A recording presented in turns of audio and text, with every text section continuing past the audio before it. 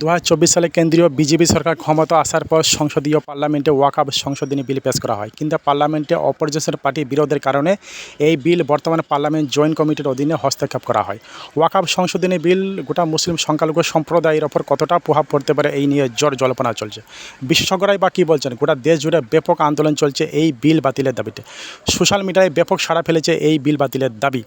মুর্শিদাবাদ জমিয়তে উলামা হিন্দের সম্পাদক বিশিষ্ট ইসলামিক চিন্তাবিদ নাজবুল হক কাসেম সাহেব কি বলছেন, আসুন শুনুন। যে আইন বিল যদি পাশ হয়ে যায় তো কোনো ক্রমে তো মুসলমানদের মাদ্রাসা, মসজিদ, খানকা, তাবলিগ, জমিয়ত, মাজার সব কিছুর নিয়ন্ত্রণ কেন্দ্র সরকারের হাতে চলে যাবে, আমাদের কিছুই করার থাকবে না।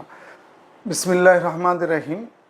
গতকাল 10ই September 2024 all India Muslim personal law বোর্ডের একটা সভা ছিল। পশ্চিমবঙ্গ রাজ্য জমিয়তের সাধারণ সম্পাদক কারি শামসুদ্দিন আহমদ সাহেব এবং ল বোর্ডের স্থায়ী সদস্য মৌলানা আবু তালিব রহমানী সাহেবের আহ্বানে এবং তত্ত্বাবধানে all India Muslim personal law বোর্ডের সাধারণ সম্পাদক এবং সভাপতি হজরত মৌলানা খালিদ সাইফুল্লাহ সাহেবের উপস্থিতিতে প্রায় 800 লোক নিয়ে একটা গুরুত্বপূর্ণ সভা হয়।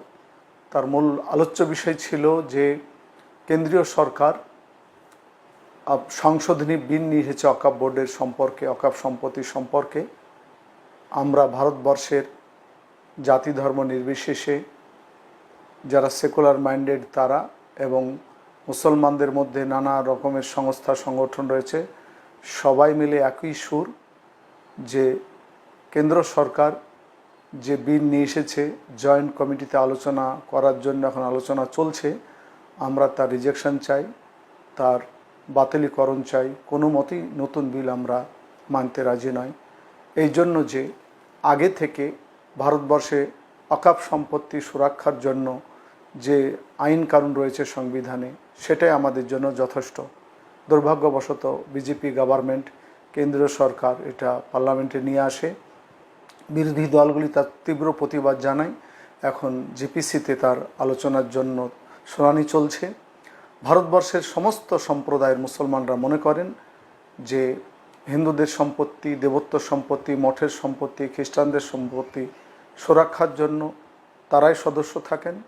দুর্ভাগ্যবশত আইনে আছে বলা যে ওয়াকফ মিনিস্টার এবং সচিব বাদ দিয়ে 20 জন যে সদস্য থাকবে সব মুসলিম। দুর্ভাগ্যবশত এখন নেই। আইনে বলা হচ্ছে, এরা চেষ্টা করছে যে আগামী দিনে 100টা যদি মেম্বার হয় তো 50-এর নিচে যেন মুসলিম মেম্বার থাকে। যাই হোক, ওয়াকফ মুসলিম পার্সোনাল ল বোর্ডের আলোচনার জিস্ট হলো যে কোনো উপায়ে মুসলমানরা এবং সেকুলার যারা ধর্মনিরপেক্ষ রয়েছেন এবং সম্প্রীতিমনা এরকম দলগুলির সঙ্গে মিল দিয়ে এই বিলকে প্রতিবাদ জানিয়ে প্রত্যাহার করার জন্য আমরা চরমভাবে কেন্দ্র সরকারকে বলছি। এই মর্মে মুসলিম পার্সোনাল ল বোর্ড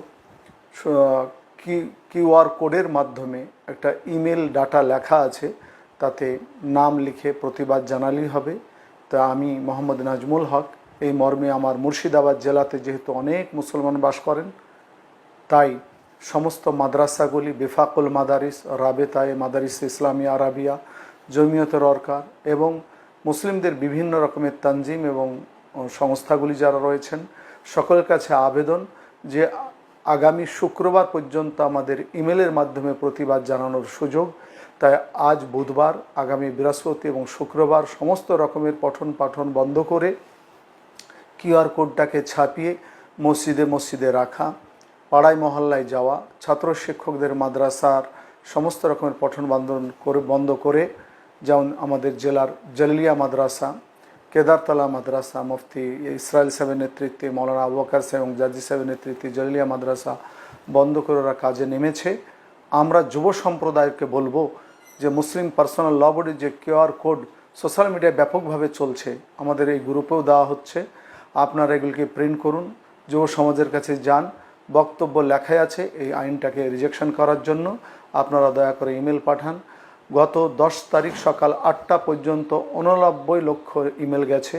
আমরা এটা যেন কয়েক কোটি ইমেল পাঠাই, যেন জেপিসির কাছে পৌঁছায় যে আমরা এতগুলি লোক আমরা আইন চাইছি না। আমাদের বড়দের দারুল উলুম দেওবন্দ, জমিয়তুল উলামা হিন্দ, জামাতে ইসলামী এবং মিল্লি কাউন্সিল, অনেক রকমের সংগঠন, বেরেলি ভাইরা সবাই মিলে একমত হয়েছে যে এ আইন বিল যদি পাশ হয়ে যায় তো কোনো ক্রমে তো মুসলমানদের মাদ্রাসা, মসজিদ, খানকা, তাবলিগ, জামিয়ত, মাজার সব কিছুর নিয়ন্ত্রণ কেন্দ্র সরকারের হাতে চলে যাবে। আমাদের কিছুই করার থাকবে না। তো জাতি ধর্ম নির্বিশেষে, দলমত নির্বিশেষে সেকুলার যারা দলগুলো এসে তাদেরকেও সঙ্গে নিয়ে আসুন। আমরা মিটিং মিছিলের মাধ্যমে আর বিশেষ করে শুক্রবার পর্যন্ত ইমেলের মাধ্যমে আর প্রতিবাদ জানাই। আগামী দিনে আমরা আমাদের কর্মসূচি আরও স্পষ্ট করব। আমি মুফতি মোহাম্মদ নাজমুল হক, রাজ্য জমিয়ত উলামা হিন্দের আমি সহসভাপতি, মুর্শিদাবাদের সাধারণ সম্পাদক।